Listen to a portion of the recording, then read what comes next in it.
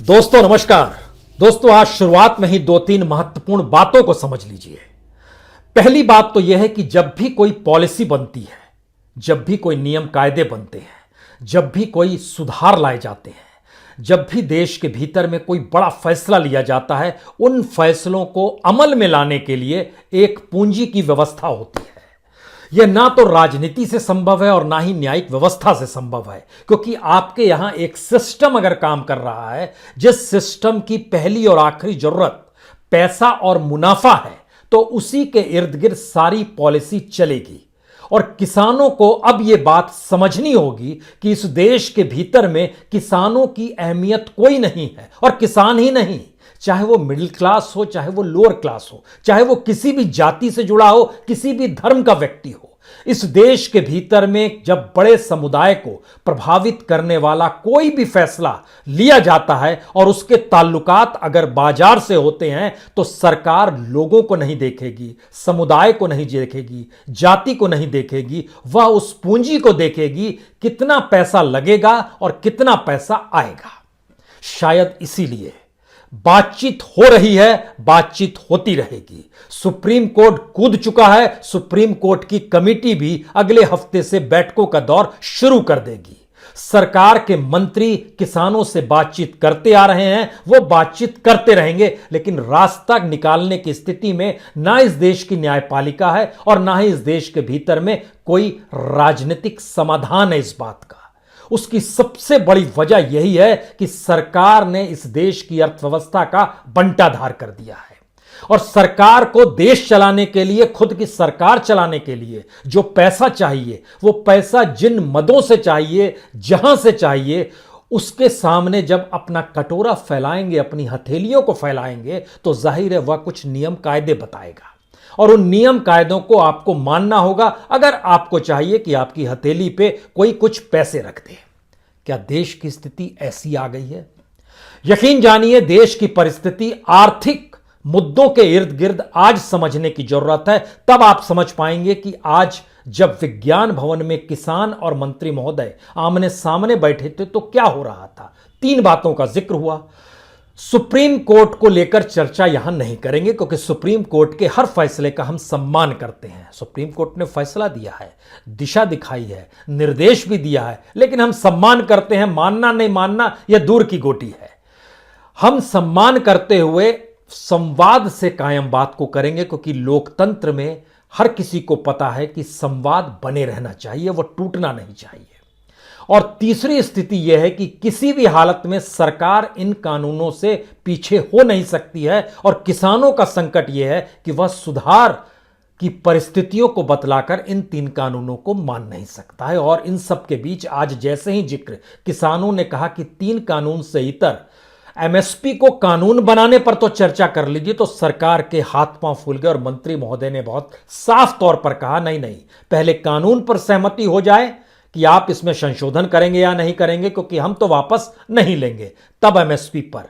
सवाल है कि एमएसपी पर फसल की खरीद सरकार को करनी है, एफसीआई को करनी है, उसके माध्यम से होनी है, और उसके लिए भी पैसा चाहिए जो सरकार के पास नहीं है।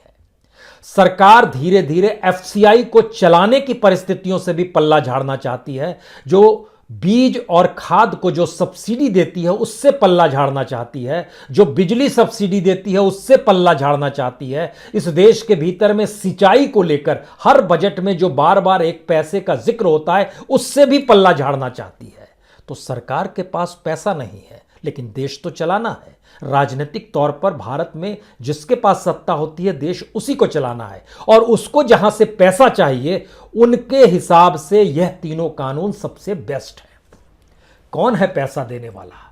और सरकार की मजबूरी क्या, या इस देश की मजबूरी ऐसी आ गई है? यकीन जानिए, अगर यही पॉलिटिकल सिस्टम इस देश में चलता रहा तो और विपन्नता और गरीबी और जर्जरता इस देश के भीतर में आएगी, और लोकतंत्र के नाम पर हम आज बातचीत करते रहेंगे और यही सबसे श्रेष्ठ माना जाएगा। जी, वर्ल्ड बैंक और आईएमएफ के सामने ही हथेली फैलाई जाती है। और आज से नहीं, 1991 जब भारत में पहली बार रिफॉर्म की शुरुआत होती है, मार्केट इकोनॉमी आती है, आर्थिक सुधार होता है, तो पैसा आईएमएफ ही देता है।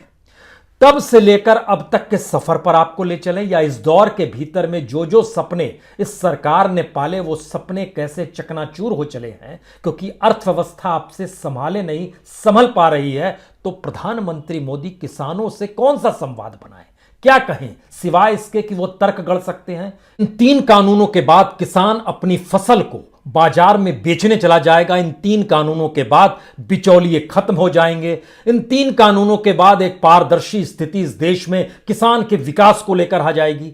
क्या क्या कुछ कहा जा सकता है, लेकिन इस बात का जिक्र प्रधानमंत्री कैसे कहें कि दरअसल एमएसपी की खरीद के लिए सरकारी खजाने में आने वाले वक्त में पैसा नहीं बचेगा और अभी से सोचना होगा। वो कैसे कहें कि जो भी एग्रीकल्चर से जुड़ा हुआ इंफ्रास्ट्रक्चर है उसको संभालने में इस देश के खजाने से हमको बार बार पैसा देना पड़ता है और हमारे पास पैसा लौटकर नहीं आता है। प्रधानमंत्री नहीं कह सकते हैं क्योंकि इस देश के भीतर में जो कुछ भी इकोनॉमिक रिफॉर्म के आधार पर सोचा गया उसने इस देश के भीतर में नागरिकों की परिस्थितियों को नाजुक किया है। तो हमें लगता है कि आज कुछ बातों को एकदम स्पष्ट रूप से पहले समझ लीजिए क्योंकि सपना कुछ दिनों पहले, कुछ दिनों का मतलब है सिर्फ 1.5 साल ही तो हुए हैं, 1.5 या 2 साल हुए हैं जब जिक्र किया गया था भारत की इकोनॉमी 5 ट्रिलियन की होगी। जिस वक्त कहा गया था उस समय मानकर चल रहे थे कि हमारी जो जीडीपी की रफ्तार होगी वो 15% से आगे बढ़ेगी और 2024 में हम 5 ट्रिलियन हो जाएंगे। और अगर 2024 में नहीं भी हो पाए तो भी हमारी एक ग्रोथ जो है अगर 11% के हिसाब से चलेगी तो हम 2026 में हो जाएंगे। और अगर उससे भी स्लो रहा और 8% के हिसाब से हमारी ग्रोथ रेट रही तो भी हम 2028 तक तो 5 ट्रिलियन हो ही जाएंगे। सच क्या है? सच का जिक्र जो पैसा भारत को कर्ज देता है वही कर दे रहा है। International monetary fund, world bank, इनकी पॉलिसीज में सिर्फ किसी भी देश में आर्थिक सुधार होते हैं और सिर्फ 24 घंटे पहले उन्होंने बहुत साफ तौर पर कहा है कि भारत का जो बुनियादी आर्थिक स्ट्रक्चर है वो ना सिर्फ कमजोर हो गया है बल्कि अब बुनियादी सुधार की जरूरत है, वित्तीय संस्थानों में सुधार की जरूरत है। और जो एग्रीकल्चर रिफॉर्म के नाम पर 3 कानून लाए गए हैं वो बहुत शानदार हैं। इसीलिए कृषि मंत्री तोमर साहब हो या देश के प्रधानमंत्री नरेंद्र मोदी जी हो, यह दरअसल अपनी बात नहीं कह पाते हैं, यह आईएमएफ का ही जिक्र करते हैं क्योंकि 24 घंटे पहले जब गैरी राइस प्रेस कॉन्फ्रेंस कर रहे थे और पत्रकारों से बातचीत कर रहे थे जो कि आईएमएफ के स्पोक्स पर्सन है, उन्होंने कहा कि बहुत शानदार है ये बिल। अब तो इस बिल को लागू जब तक सरकार सटीक तरीके से नहीं कराएगी तब तक इन कानूनों का मतलब नहीं और इन सुधारों का मतलब नहीं। यानी किसान बातचीत करने पहुंचा है, कानून वापस ले लीजिए। जिससे कर्ज लेना है और जो पैसा देता है भारत सरकार को वह कह रहा है अब इसे लागू कराइए। जरा समझने की कोशिश कीजिए 19 तारीख को क्या होगा या इस देश के भीतर में कौन सी परिस्थितियां आ रही हैं।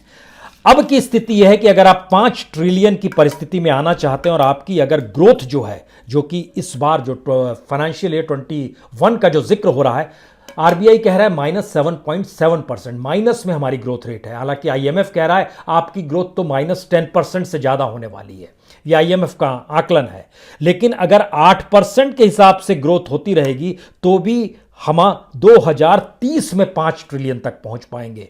11% से ग्रोथ होनी शुरू हो जाएगी तो हम 2028 में पहुंचेंगे। 15% की रफ्तार से होगी तब 2026 पकड़ेंगे। यानी लगभग 4 से 6 साल तक का हिस्सा और बढ़ गया, स्थिति नाजुक और हो गई। यह पहली स्थिति है। दूसरी स्थिति इस देश के भीतर में कंज्यूमर्स के जरिए, जरा समझिए, जो खरीदारी के लिए जाता है, जिसको आईएमएफ के डाटा दिखला रहे हैं बहुत साफ तौर पर, भारत के भीतर में जो पैसेंजर व्हीकल्स होते हैं वह पहली बार 2011 की परिस्थिति में आकर खड़े हो गए हैं। 2011 में लगभग 18,10,000 पैसेंजर व्हीकल्स बिके थे। 2021 में ये इनका आंकड़ा 17 लाख, उससे भी कम का हो गया है। इस बीच में ज्यादा बिके। इसी तरीके से जो दोपहिया होते हैं, जो कि मोटरसाइकिल होती है, गांव खेड़े में आप देखिएगा बहुत जरूरत होती है, उसकी स्थिति 2014 वाली आ गई है। 2014 में लगभग 1 करोड़ 9 लाख दोपहिए बिके थे। इस बार 2021 में 1 लाख 1,07,00,000 का आंकड़ा निकल कर आ रहा है 2021 का। 2019 में लगभग 1,65,00,000 तक दोपहिया बिक गए थे, यानी गाड़ियों की खरीद का हम जिक्र आपसे कर रहे हैं। इसी तरीके से थ्री व्हीलर बहुत साफ तौर पर रोजगार से जुड़ा हुआ है। इसकी स्थिति जो 2001 में भारत में थी, कल्पना कर रहे हैं 20 साल पहले तिपहिया वाहन जो बिकते थे उनकी संख्या थी लगभग 1,40,000 और 2021 का डाटा बता रहा है 1,30,000। आप अगर 2019 का डाटा देखिएगा तो ये 5,20,000 तिपहिया बिके थे, थ्री व्हीलर्स बिके थे। इसी तरीके से जो कॉमर्शियल व्हीकल्स है उसको भी लीजिएगा तो इसकी स्थिति 2011 वाली हो गई है। जब मनमोहन सिंह के काल में सबसे नीचे गया था तब भी था लगभग 4,80,000, जो कि 2021 में उसके भी नीचे आ गया 3,60,000। हम इन आंकड़ों को इसलिए कह रहे हैं क्योंकि गाड़ियों से ही जोड़िए, बार बार जिक्र हो रहा है ट्रैक्टर लेके आ जाते हैं, गाड़ियों से आ रहे हैं, बड़ी बड़ी गाड़ियों से हॉर्न बजाते हुए सीमा पर पहुंच रहे हैं। तो इस देश में कंज्यूमर की हालत क्या है, उपभोक्ता की हालत क्या है, आईएमएफ और वर्ल्ड बैंक बाकायदा देख रहे हैं और इसलिए कह रहे हैं आपकी अर्थव्यवस्था कमजोर हो गई है, अब आपको बुनियादी रिफॉर्म करना होगा। बुनियादी रिफॉर्म का मतलब है कि आने वाले वक्त में इसी पार्लियामेंट से, जब तक नई इमारत नहीं बनी है तब तक इसी संसद भवन में आप कुछ और सुधार देखना चाहेंगे।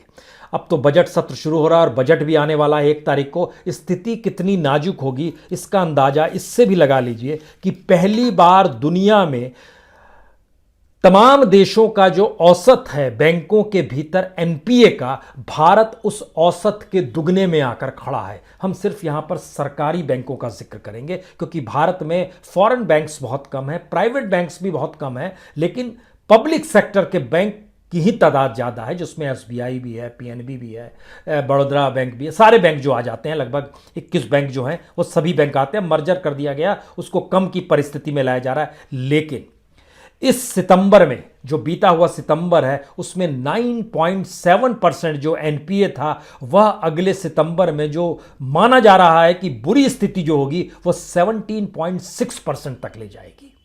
यह स्थिति है। उसकी बड़ी वजह, सबसे बड़ी वजह क्या मानी जाती है? सरकारी दखल। सिस्टम से देश को नहीं चलाना है बल्कि राजनीतिक सुविधाओं से देश को चलाना है। और यह इकोनॉमिक स्ट्रक्चर जब आपके बैंक को खोखला कर दे, जब आपकी अपनी परिस्थिति में कंज्यूमर को पूरी तरीके से खत्म कर दे, जिसके पास पैसा ना है, रोजगार खत्म हो जाए, तो क्या होगा? पैसा देने वाला भी इसे समझ रहा है। आप कहेंगे कितना पैसा किसने दे दिया है? तो हमें लगता है कि 24 घंटे पहले जब गैरी राइस इस बात का जिक्र कर रहे थे कि भारत के ऊपर कर्ज भी बहुत ज़्यादा हो गया है और कर्ज की रफ्तार बीते 20 बरस में तो कमाल की हुई है। उसमें इस 6 बरस ने भी कुछ, और ख़ास तौर से 10 बरस लीजिए, 2010 से लेकर 2020 तक की स्थिति कर्ज में डूबते हुए भारत की एक अनोखी कहानी है। ऐसी कहानी है कि 91 से लेकर जो 2010 तक नहीं हुआ उसको 2010 से 2020 के भीतर में कर दिया गया। 2010 में जिस समय कांग्रेस मनमोहन सिंह की भी सरकार थी, वह भी कर्ज में डूबती चली जा रही थी। कर्ज भी 2 तरह के होते हैं, long term, short term. Long term में आने वाली सरकार को भी पैसा देना पड़ता है और शॉर्ट टर्म में आपको तुरंत पैसा चुकाना पड़ता है। उस पैसे को चुकाने की स्थिति में भी सरकार का खजाना खाली है और वह कृषि एग्रीकल्चर इकोनॉमी के तहत एमएसपी से कैसे खरीद सकती है फसल। इसीलिए उसके हाथ पांव फूले हुए हैं कि वह इन सुधारों को लागू करे, क्योंकि आईएमएफ का कहना है सफल तभी होंगे जब आप लागू करेंगे। लाने भर से काम नहीं चलेगा। तो सरकार तो लागू कराने की दिशा में बढ़ रही है और यहां पर खेल हो रहा है कि वापस ले लीजिए। हंसी ठाके की बात है, लेकिन हमें लगता है कि अब जरा समझने की कोशिश की जाए कि भारत लगातार जब कर्ज ले रहा है और अब आईएमएफ कह रहा है कि आपको अब बुनियादी सुधार करने की जरूरत है और बहुत साफ तौर पर कर रहा है कि आपके यहां का आर्थिक वातावरण अब मजबूत नहीं रहा, यह बहुत कमजोर हो गया है। और जब आप बजट भी लेकर आएंगे तो उस बजट में भी इकोनॉमिक रिफॉर्म का जिक्र कीजिएगा, यानी रिफॉर्म की दिशा को और ले जाइए। वह रिफॉर्म जो अंतर्राष्ट्रीय तौर पर आईएमएफ और वर्ल्ड बैंक की नीतियों के जरिए डेवलप स्टेट को लाभ पहुंचा सके, यानी भारत के भीतर वो किसान हो, वो व्यापारी हो, वो रिटेल सेक्टर से जुड़ा हुआ तबका हो, सबको इस दौर में घाटा होना ही है। और थोक की स्थिति भारत में इस महीने में, दिसंबर के महीने में 1.2% थोक है जो, और लेकिन दूसरी तरफ आप देखिए इन्फ्लेशन अगर थोक में 1.2% है तो रिटेल सेक्टर में यह लगभग 10% तक पहुंच जाता है। इतना बड़ा गैप दुनिया में कहीं नहीं मिलेगा। इस बीच के बिचौलियों के बारे में सरकार क्यों नहीं सोचती है? सरकार थोक में माल खरीदने के लिए पैसे वालों के लिए एक रास्ता बनाती है, वो माल थोक में खरीदते हैं, 1.2% है इन्फ्लेशन वहां पर, और जो बेचने जाते हैं बाजार में कंज्यूमर को, और जो मिडिल क्लास सोसाइटी जो आजकल खुश है और अभी कि हमें तो बहुत सुविधा मिल रही है और हम तो न्यूज़ चैनल देख रहे हैं और हम तो बड़े खुश हैं, उसकी स्थिति में 9% की कीमत का अंतर आ जाता है। ये 9% ना किसान को मिलता है, ना बुनियादी तौर पे जमीन पे काम करने वाले किसी शख्स को मिलता है, यह बिचौलियों को ही मिलता है। यही है खेल व्यापार का, और इस व्यापार के साथ सरकार खड़ी रही क्योंकि उसका वोट बैंक ही वही था। लेकिन पहली बार अर्थव्यवस्था डगमगाई है तो उसके हाथ पांव फूले हुए हैं। हमें लगता है आज समझिए जरा क्यों आईएमएफ की पॉलिसी और आईएमएफ की नीतियों के तहत भारत सरकार चलने को मजबूर हो गई है। 2020 मार्च तक भारत के ऊपर जो अंतर्राष्ट्रीय कर्ज है वो 558.5 बिलियन डॉलर का है, 558.5 बिलियन डॉलर। इसको जब आप रुपए में कन्वर्ट करेंगे तो लगभग ये होता है 40 लाख करोड़। यह भारत के ऊपर कर्ज है। आपके जहन में तुरंत सवाल आएगा, अच्छा इससे पहले कितना था, इससे पहले कितना था? 2014 में जब मनमोहन सिंह जा रहे थे उस समय 409.4 बिलियन डॉलर, यानी लगभग 29 लाख करोड़ का कर्ज उस समय था। आज यह बढ़कर 40 लाख करोड़ गया। एक्यूरेट चाहिए तो मनमोहन सिंह जब गद्दी छोड़ रहे थे तब भारत पे कर्ज था 29.90 लाख करोड़, और आज कर्ज है मार्च तक का, भी इस साल का जिक्र नहीं हो रहा है, इस फाइनेंशियल ईयर का जिक्र नहीं कर रहे हैं हम, तो मार्च 2020 तक का जिक्र कर रहे हैं। उस समय है 40,80,000 करोड़। जी, लगभग 11 लाख करोड़ इस 6 बरस के भीतर में मोदी सरकार ने लोन लिया है। उससे पहले ऐसा नहीं है कि मोदी सरकार ने सिर्फ लोन लिया, मनमोहन सिंह ने भी लोन लिया था, और मनमोहन सिंह ने भी 2010 से 14 के बीच में लगभग 10 लाख करोड़ का लोन लिया था। इसीलिए हम कह रहे थे कि 2010 से लेकर 2020 तक की स्थिति को जब आप देखिएगा तो लगभग 21 लाख करोड़ का लोन इसी 10 बरस में लिया गया है। जो इकोनॉमिक रिफॉर्म और जो इकोनॉमिक पॉलिसीज मनमोहन सिंह की थी, उसी इकोनॉमिक पॉलिसी को नरेंद्र मोदी ने भी अपनाया है। हमें क्या अब उस स्ट्रक्चर को बदलने की जरूरत है जो 91 में इकोनॉमिक रिफॉर्म के साथ शुरू हुआ था? क्योंकि 91 में अगर आप चले जाइएगा तो लगभग 6 लाख करोड़ रुपया आईएमएफ ने लोन दिया था, और जिस पीरियड के भीतर में अगर आप ध्यान दीजिए जो पीवी नरसिम्हा राव के आर्थिक सुधार का पीरियड था वो 91 से लेकर 96 तक था। 83.8 बिलियन से 93.7 बिलियन, यानी लगभग 1,32,000 करोड़ के लगभग की परिस्थिति उस दौर में आई थी जब सरकार ने लोन लिया था। उस पीवी नरसिम्हा राव के दौर में अगर चले जाइएगा, लेकिन सिर्फ अगर उस 5 साल का जिक्र कीजिएगा तो 72,000 करोड़ का लोन पीवी नरसिम्हा राव सरकार ने लिया था। सवाल यह है, लोन लगातार बढ़ते चला जा रहा है, और लोन इसलिए नहीं बढ़ रहा है कि हमें पैसा चाहिए और हम कुछ कमाल कर रहे हैं। अब पैसा इसलिए चाहिए कि इस देश को चलाना है। तो जब देश को चलाना होगा तो देश को चलाने के लिए जो पॉलिसी होगी वह पॉलिसी भी वही बतलाएगा वो लोन क्यों देगा। इसलिए लोन कोई नहीं देता है कि लोन आप उसके बाद इंटरेस्ट के साथ वापस कर दे। आईएमएफ और वर्ल्ड बैंक के लोन इसलिए नहीं होते हैं, वह आपकी इकोनॉमिक पॉलिसी, आपके पूरे सिस्टम के स्ट्रक्चर को अपने हिसाब से चलाना चाहते हैं, जिसके जरिए उनकी जो वर्ल्ड मार्केट में जो पूरी इकोनॉमी है उसमें आपके हिस्सेदारी हो और आपके यहां का कंज्यूमर उस पर मोहताज हो जाए। यानी भारत एक लिहाज से राजनीतिक सत्ता चलाती रहे लेकिन आर्थिक गुलामी भी कंटिन्यू रहनी चाहिए, और इस आर्थिक गुलामी का ही वो चेहरा है कि उसको अलग अलग फेज में जब बांटते चले जाइएगा तो उसके सबसे नजदीक वो कॉरपोरेट होता है जिसका दखल अंतर्राष्ट्रीय बाजार में हो। अंबानीज और अडानीज जो हैं या टाटाज जो हैं, इनका दुनिया भर में अलग अलग जगहों पर फैक्ट्री, अलग अलग जगहों पर प्रोडक्ट है। तो भारत के जो कॉरपोरेट हैं उनकी जरूरत भारत की पॉलिसी से ज्यादा आईएमएफ की पॉलिसी मैटर करती है। टाटा लगभग 30 देशों में काम करता है, अंबानीज के प्रोडक्ट लगभग 12 देशों में, अडानी के प्रोडक्ट इस दौर में तो ऑस्ट्रेलिया में खनन तक में वो चले गए, वह भी जा रहे हैं। इसका मतलब क्या है? इसका मतलब यह है कि हम धीरे धीरे हमको चलाने की परिस्थिति में वह लोग आ गए जिसको हमने चुना नहीं है, जिसको हमने वोट नहीं दिया है, और जिसे वोट दिया है और जिनको चुना है कि आप इस देश के अनुकूल चीजों को रखिए, उनकी स्थिति यह हो गई कि वो चलाना नहीं जानते थे, या वो समझ नहीं पा रहे थे, या फिर उनको अपनी सुविधाओं को भोगना था, या फिर सत्ता को बरकरार रखने के लिए सिर्फ और सिर्फ पैसा ही चाहिए था, या फिर इस देश के भीतर में और ज्यादा एक्सप्लॉइट खनिज संसाधनों का कैसे हो, खेतीहर जमीन का कैसे हो, फसल का कैसे हो, फैक्ट्रीज का कैसे हो, यहां पर जो बिजली पानी जो भी जमीन के नीचे उन सब का उनको अंतर्राष्ट्रीय बाजार में कैसे ले जाकर बेचा जा सके, इसकी व्यवस्था बेल्लारी में भी थी, इसकी व्यवस्था बस्तर में भी हुई, इसकी व्यवस्था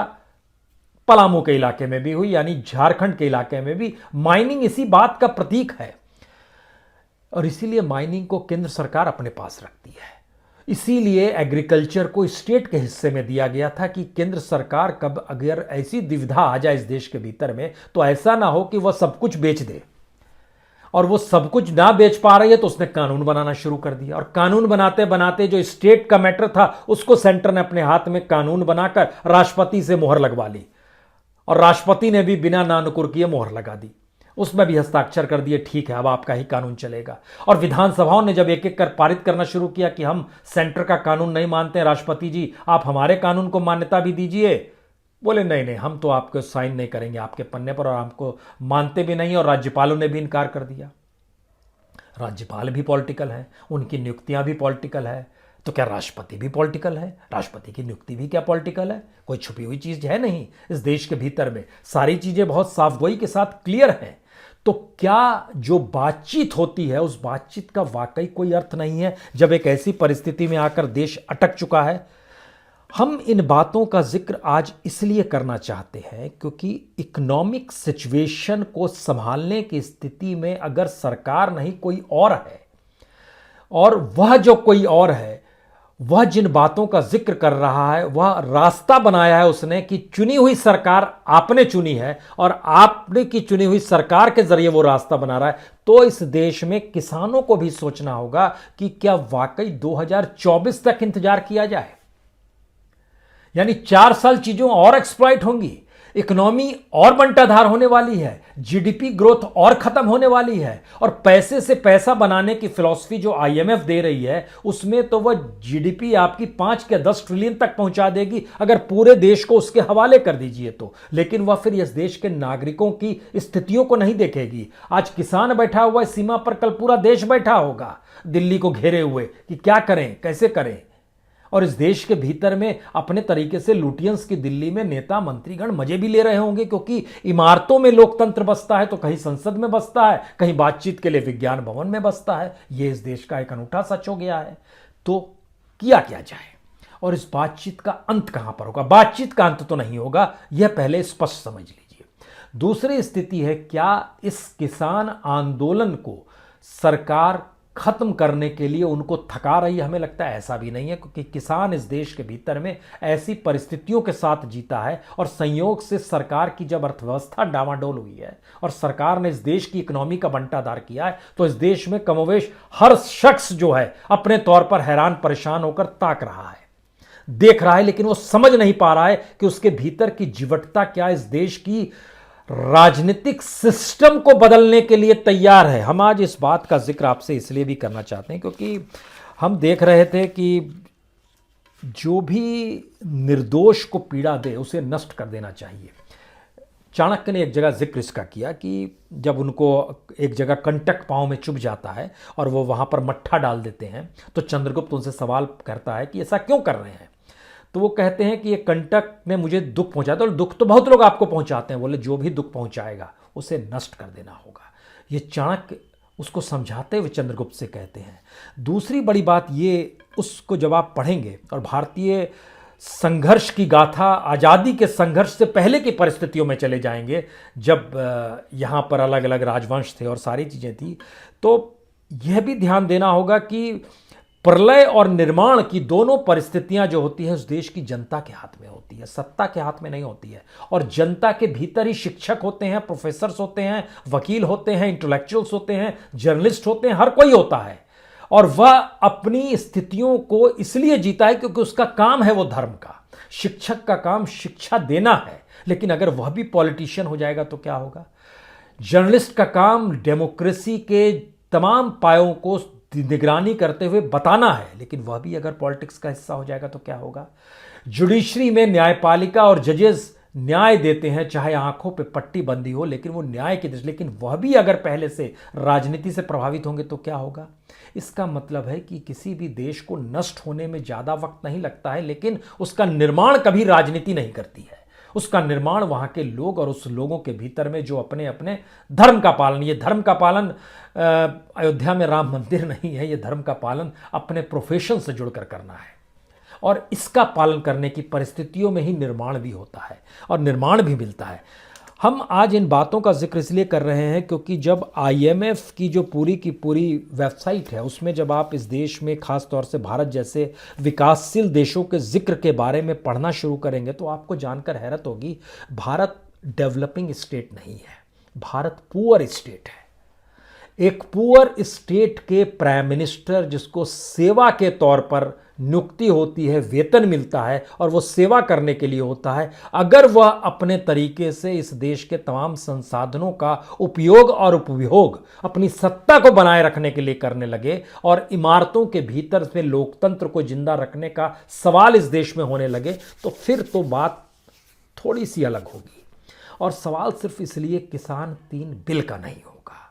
और यहीं पर हमको लगता है हमको विराम अपनी बात को भी देना चाहिए और आपको यहीं से अब नई शुरुआत करनी चाहिए। क्या इस देश का किसान, जब इस देश की सरकार किसानों को यह कहकर बिल ले आती है कि यह तुम्हारे हित में है और किसान कहता है यह हमारे हित में नहीं है, तो क्या ऐसा वक्त नहीं आ गया है कि इस देश का किसान अब इस देश के तमाम इंटेलेक्चुअल्स को, पढ़े लिखे लोगों को अपने तरीके से जोड़े और खुद भी मशक्कत करे और इस देश की राजनीतिक व्यवस्था कैसी होनी चाहिए, अब इसका पूरा का पूरा व्हाइट पेपर वही तैयार करे और सौंप दे सरकार को, सुप्रीम कोर्ट को, चुनाव आयोग को, और बोले अब देश में यही चीज इंप्लीमेंट होगी क्योंकि हम चाहते हैं ये और यही सही है। क्योंकि लोकतंत्र बिना नागरिकों के नहीं होता है। पैसे से लोकतंत्र नहीं चलता है, पैसे से देश का संविधान नहीं चलता है, पैसे से सुप्रीम कोर्ट नहीं चलती है, पैसे से एजुकेशन नहीं चलती है। हाँ, पैसे से सत्ता आपको मिल जाती है, उसके लिए उस सत्ता को पाने के बाद पैसे में सबको कन्वर्ट करके हर की बोली आप लगा सकते हैं। इस स्थिति में किसानों को अब नए सिरे से सोचना शुरू जरूर करना होगा, क्योंकि इस 3 बिल को लेकर जब ऊपर बैठे आका इनसे कह रहे हैं बहुत शानदार लागू कराइए, तो फिर आप उन कानून को वापस लेने का सवाल कैसे उठा सकते हैं। बहुत बहुत शुक्रिया, बहुत बहुत शुक्रिया।